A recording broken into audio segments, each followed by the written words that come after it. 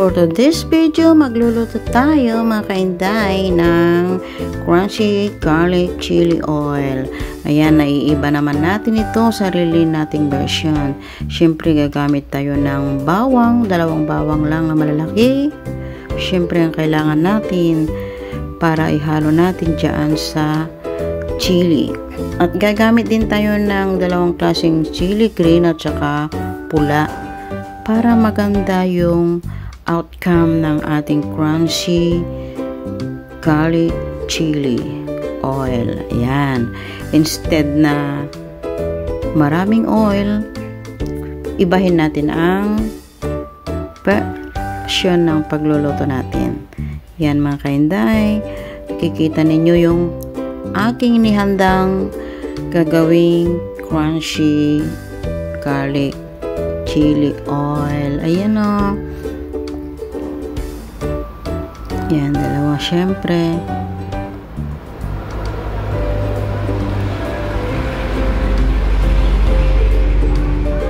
Syempre, ang unahin natin ay balatan natin ang bawang. Tiyaga lang, tanggalin natin ang balat. Doon sa dulo-dulo niya, tanggalin natin para maganda yung pagkagawa natin. Ayan. Dahan-dahan lang. Ayan. At syempre, pitpitin natin. Ayan, napinpit na. At tanggalin natin ang kanyang balat. Hindi na natin isasali yung balat doon sa bawang. Para maganda. Masusunog kasi yan pag iluluto natin. Ayan. Tadtarin natin ng maliliit. Hindi naman masyadong pino, basta katamtaman lang para maganda ang kalabasan ng ating crunchy garlic chili oil. Yan. Instead na gagamit tayo ng blender, gagamit lang tayo ng kamay.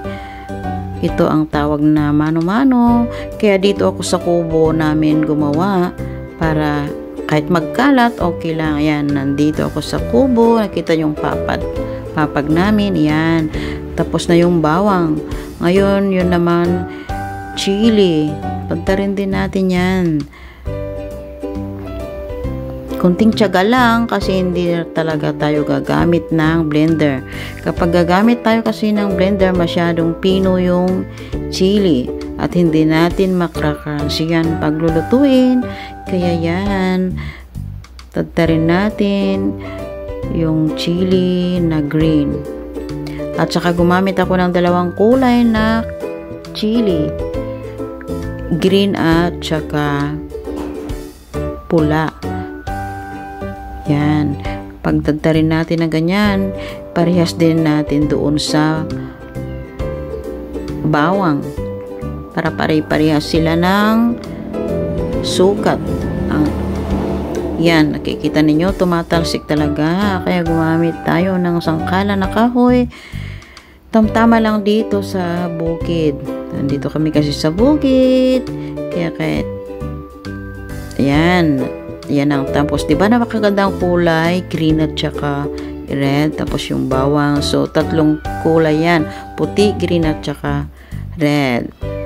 Ayan mga kainday. Handa na natin ang mantika. Ilalagay natin lahat yung isang bote ng mantika. Yan. Yan. Ilagay na natin ang bawang kung mainit na ang mantika. At syempre halu-haluin. Huwag pabayaan para hindi masunog. Yung tansyado lang talaga mga kainday ang kanyang kulay. At syempre, kapag okay na yan, pwede naman natin ilagay, isunod na yung sili. Makikita naman natin kung okay na ang kulay. Huwag natin sunugin kasi, ayan, ilalagay natin ang chili at saka, dinagdagan ko ng mantika kasi na-absorb niya yung mantika. Yan mga kainday, lagyan natin ng asin.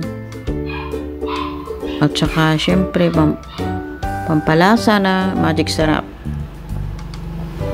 Yan. continuous lang ang paghiwar.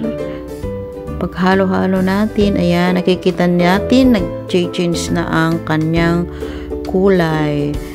Kailangan ang tiyaga para hindi rin masunog, para maganda ang kanyang kalalabasan. Ayan, dahan-dahan para hindi madurog. Kasi very crunchy ito kapag naluto.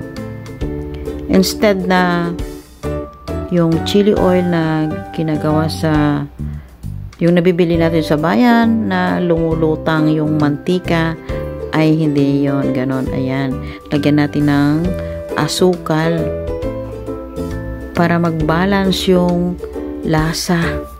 Napakasarap ito guys, kahit bata, kahit yung mga medyo ano na, mga elementary grades, pwede nang kakain ng chili kasi napakasarap. Ayan po, dahan-dahan kikita natin yung mantika,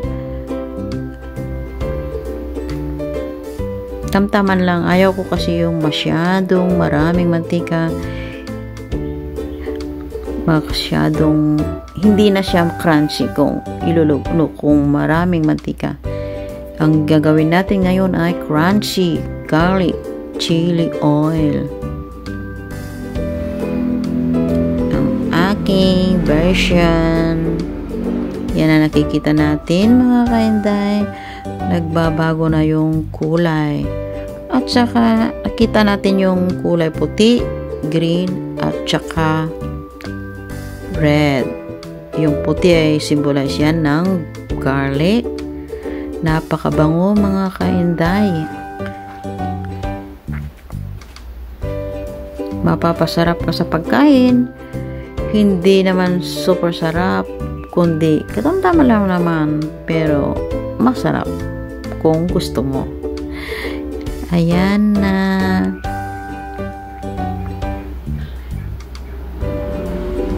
Napakaganda, napaka-crunchy talaga ito guys. Try ninyong magluto.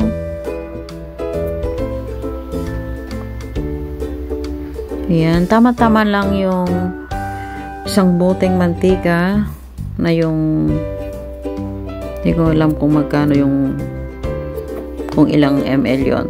Basta isang bote na yung bilog. Yan. Kikita ninyo yung mahina lang yung apoy. Tapos kumukulo. Napakaganda.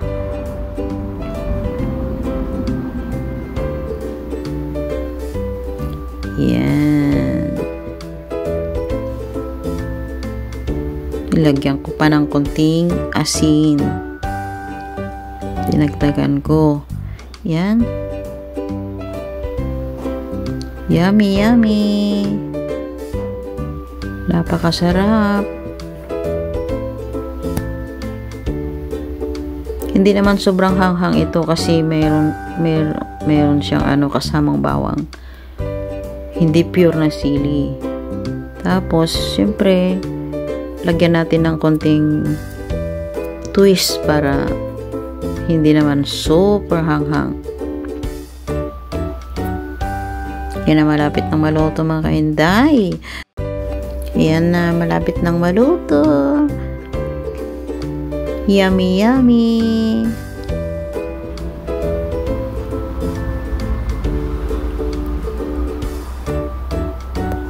Yung mga pamangkin ko, gustong-gusto nila ito. Yung mga nag-aaral ng elementary. Kasi, pag nilagay mo sa pagkain mo, maririnig mo yung crunchy. Ayan na mga kainday, o diba? Kaganda. Kung gusto nyong gumawa, gayahin lang ang aking ginawa. Hindi ko ginamitan ng blender. Ayan na mga kainday. This is the finished product ng aking chili garlic. Ayan. Thank you for watching. Sa mga hindi pa nakasubscribe sa aking YouTube channel, please subscribe and press the bell button para lagi kayo updated sa aking video. Thank you. Yan na.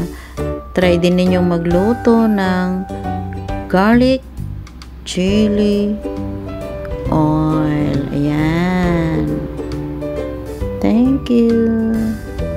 Yummy, yummy.